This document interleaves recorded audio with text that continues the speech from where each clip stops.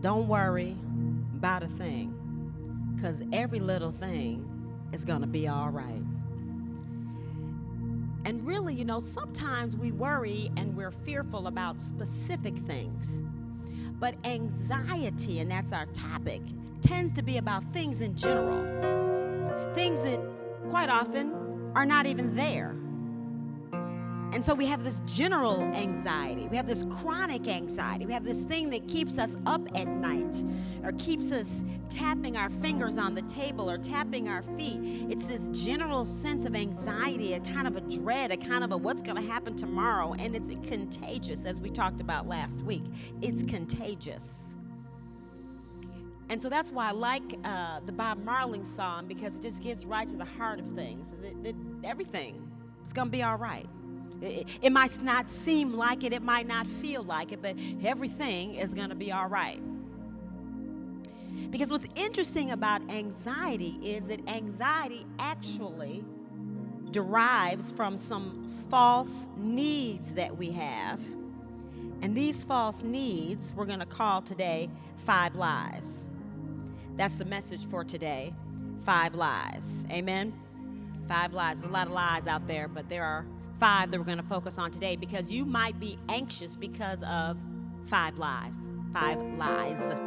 You might be anxious today because of one or more of these lies. Lies that we tell ourselves, lies that we live and depend upon. These lies are the things that can sometimes keep us up at night dealing with these, because they're really 5 false needs. 5 false needs. And as I said before, this material is really coming from a gentleman by the name of Steve Cuss. And what he does is he teaches about anxiety, he teaches about leadership, he teaches about how to deal with other people's anxiety and our own. Amen, somebody. Because it's not just about them, it's about us, both of us, right?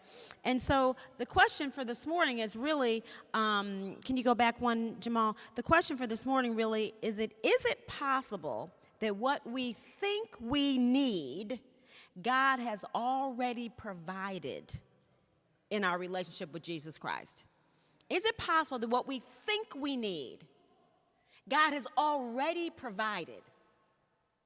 What we think we need. Because these 5 lies are actually 5 false needs. And here are the 5 false needs. To be in control. Okay, I got a witness. All right now. Do you need to have the right answer? Do you need to be perfect? Come on now. How about the rescuer syndrome? That's a lot of pastors. To always be there for others. Most pastors, we're like, we are the cavalry, dun, dun, dun, dun, riding in to save the day. We need Jesus. To gain the approval of others. Come on now. Are some of us people pleasers? I don't know. See, the real issue that we're facing here is that those needs can cause us to be anxious because we will never be able to achieve them. Amen. If you try to be in control, you cannot. Come on, somebody. As much as you try to control things, no matter if they're good or bad, you will find yourself falling short, and thus you will have a reason to be what? Anxious. Because you can't do it. You can't be in control. You can't be perfect. Amen. We can't be perfect.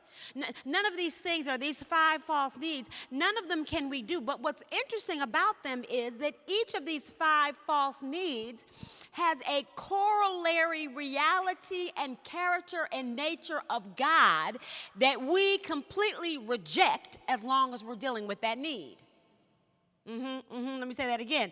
And so the 5 false needs, what they do is they help us understand, amen, that there are some characteristics of God. There is the nature of God that we reject when we try to live in that place of the false need. Amen, amen, amen. As long as we think that we are in control, then we can think that God is not omnipotent.